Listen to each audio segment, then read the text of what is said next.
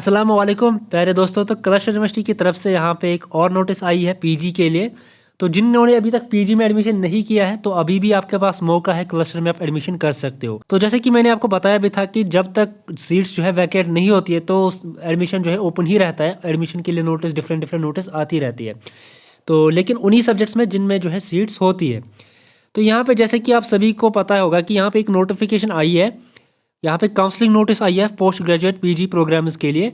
तो ये आप जैसे ही इसको ओपन करोगे यहाँ पे आपको एडमिशन नोटिफिकेशन देखने को मिल जाएगा। किन किन सब्जेक्ट्स में एडमिशन अवेलेबल है वो भी यहाँ पे मेंशन है और कितने सीट्स है वो भी यहाँ पे मेंशन है।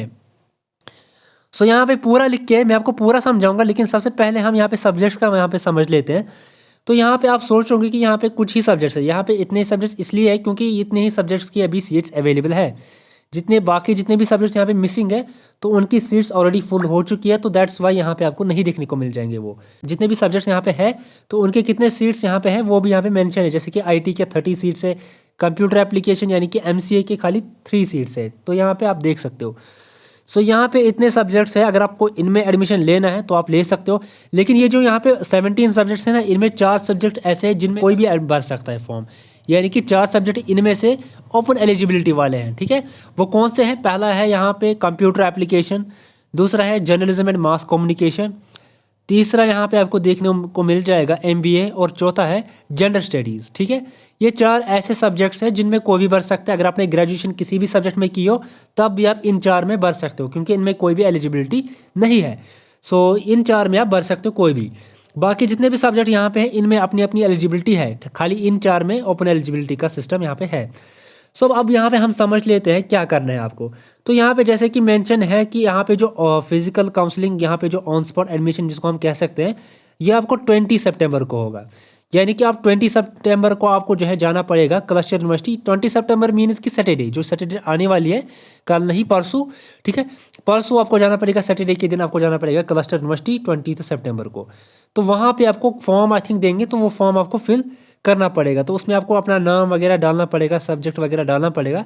तो मैंने पिछले वीडियो में भी एक फॉर्म आपको बताया है, तो वो वैसा ही फॉर्म हो सकता है। ठीक है, तो वो फॉर्म का मैं यहाँ पे दिखा सकता हूँ आपको। ठीक है, ऐसा कुछ फॉर्म आपको देखने को मिल जाएगा जो यहाँ पे स्क्रीन पे आपको दिख रहा है। तो यहाँ पे आपको अपने सब्जेक्ट्स यहाँ पे मेंशन करने हैं, और क्या आपको मतलब नाम वगैरह है वो आपको सब कुछ मेंशन करना है, जो भी आपकी डिटेल वहाँ पे होगी।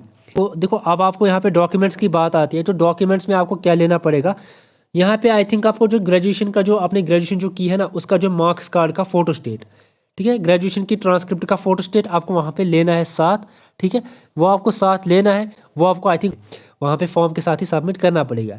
बाकी जो अटेंडेंस वगैरह है वो भी आई थिंक वहाँ पे करनी पड़ेगी आपको। ठीक है, तो वो आपको यहाँ पे फिर सिलेक्शन लिस्ट आएगी। ठीक है, जब आप ये भरोगे ना फॉर्म तो आपको सब सिलेक्शन लिस्ट आ जाएगी। तो सिलेक्शन लिस्ट आने के बाद आपको, अगर आपकी सिलेक्शन होती है तो फिर आपको जो है कॉलेज में फॉर्मेलिटीज़ बाकी कंप्लीट करनी है। तो इतना ही आपका था।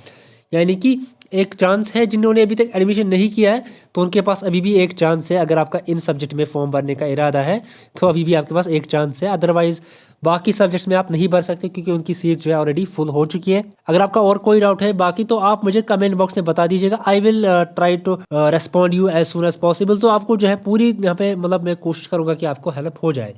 बाकी कुछ नहीं है। यहाँ पे आपको जो डॉक्यूमेंट्स है, खाली मार्क्स कार्ड का फोटो स्टेट रखना है ग्रेजुएशन का साथ, और आपको जो है फॉर्म वहाँ पे भरना पड़ेगा। ठीक है, सो यहाँ पे आपको जो है, मैंने आपको जैसे बताया भी था कि जो सिलेक्शन होगी वो मेरिट बेस पे ही होगी।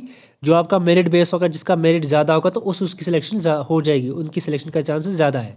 बाकी इस वीडियो में इतना ही। अल्लाह हाफिज़, टेक केयर, अगली वीडियो में मिलते हैं।